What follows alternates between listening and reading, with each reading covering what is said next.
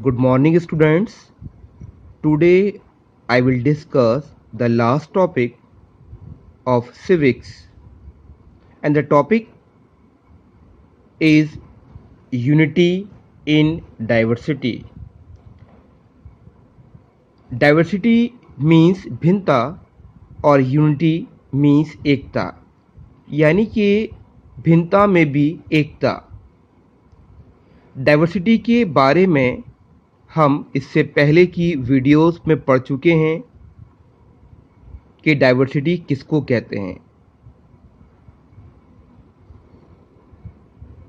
India जैसी country के अंदर हमें डाइवर्सिटी जो है वो डिफरेंट फील्ड्स के अंदर दिखाई देती है, क्या वो कल्चर हो, लैंग्वेज हो, रीजनल बैकग्राउंड हो, customs, tradition, dresses, food habits, हर चीज़ के अंदर हम डाइवर्सिटी देख सकते हैं।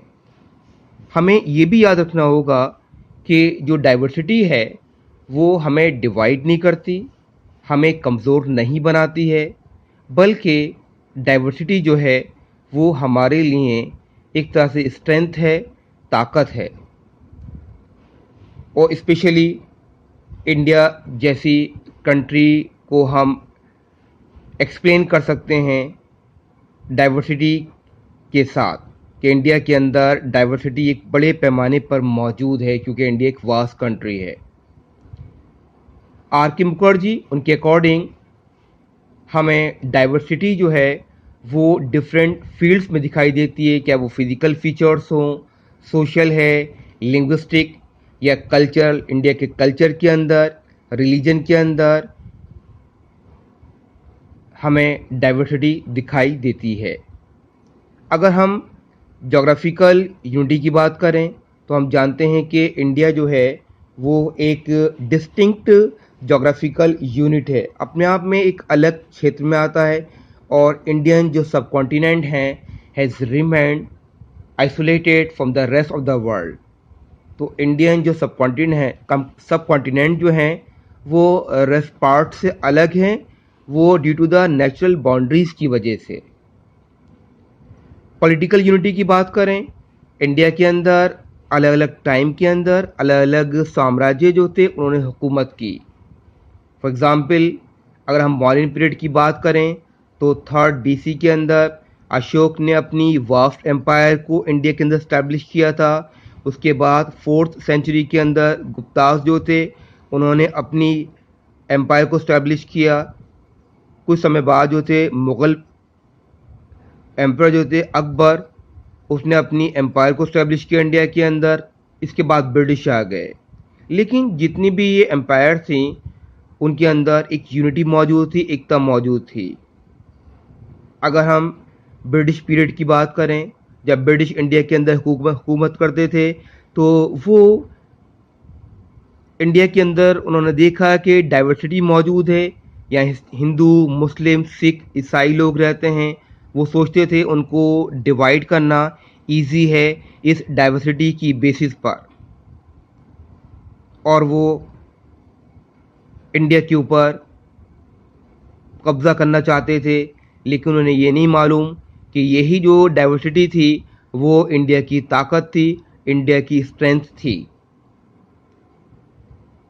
आफ्टर इंडिपेंडेंस, आज़ादी के बाद जो इंडिया था वो कई सारे प्रिंसले स्टेट्स के अंदर डिवाइड था, कॉलोनीज़ के अंदर डिवाइड था, और उसको एक इंटीग्रेट किया गया, आपस में एकत्रित किया गया, मिलाया गया। कल्चरल यूनिटी, इंडिया के अंदर हमें डाइवर्सिटी जो है वो इंडिया के कल्चरल फीचर्स में भी दिखाई देती है। फॉर एग्ज़ाम्पल यहाँ की food habits, clothing, different type of houses, language, customs, fairs and festivals और last occupation. In everything we can see the diversity in different parts of the country. हम अपनी कंट्री के डिफरेंट पार्ट्स के अंदर इन सारी चीज़ों के अंदर डाइवर्सिटी देख सकते हैं। यहाँ के लोगों का रहन सहन, खाने का स्टाइल, भाषा, सब कुछ अलग है, और ये अलग होना ही ये डाइवर्सिटी कहलाती है। हम जानते हैं कि इंडिया के अंदर अलग अलग स्टेट्स के अंदर जो फेयर्स हैं, मेले, वो ऑर्गेनाइज होते रहते हैं और उसके अंदर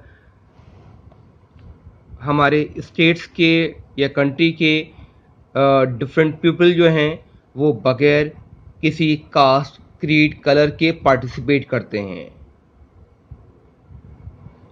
इंडियन सोसाइटी के अंदर मैरिज जो है वो भी कॉमन है और अगर हम देखें तो डिफरेंट कम्युनिटीज़ के अंदर डिफरेंट तरह की मैरिज सेरेमनीज़ होती हैं जो कि वो बहुत ही जोश खरोश के साथ उसको मनाते हैं।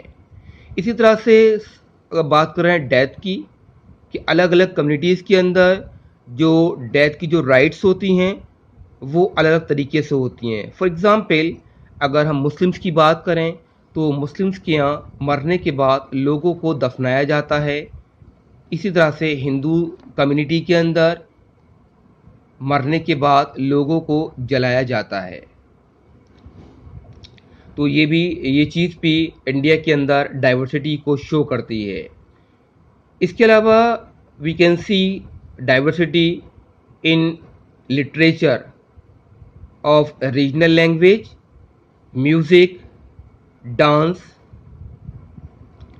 फॉर्म्स ऑफ आर्ट एंड जो यहाँ के रस्म रिवाज हैं उनके अंदर हम डाइवर्सिटी को देख सकते हैं। Regional diversity, we know that India is a secular country. हम जानते हैं कि इंडिया एक सेकुलर कंट्री है, इंडिया का कोई अपना धर्म नहीं है। यहाँ पर डिफरेंट धर्म के लोग, डिफरेंट रिलीजन के लोग यहाँ पर रहते हैं। तो multiplicity of religious faith is an important aspect of Indian population. यहाँ पर मुख्तलिफ धर्म के मानने वाले लोग रहते हैं और इसी तरह से उनके जो प्लेसेस ऑफ वर्शिप हैं वो भी अलग अलग हैं। हिंदू लोग जो हैं वो टेंपल में जाके पूजा करते हैं, मुस्लिम्स जो हैं वो मस्जिद में जाते हैं, क्रिश्चियंस चर्चेस के अंदर पूजा करते हैं, सिख लोग गुरुद्वारे के अंदर, इसी तरह से कुछ लोग जो है विहारास के अंदर, स्तूप्स के अंदर, साइनागॉग के अंदर पूजा करते हैं। लेकिन जितने भी रिलीजन्स हैं उनके उनके अंदर एक चीज़ कॉमन है, उनके आइडियाज़ और गोल्स कॉमन हैं। जितने भी धर्म हैं वो हमें यूनिवर्सल ब्रदरहुड और एक मोरल लाइफ के बारे में बताते हैं, यानी कि नैतिकता जीवन के बारे में, नैतिक जीवन के बारे में हमें बताते हैं। इसी तरह से हर धर्म का जो अपना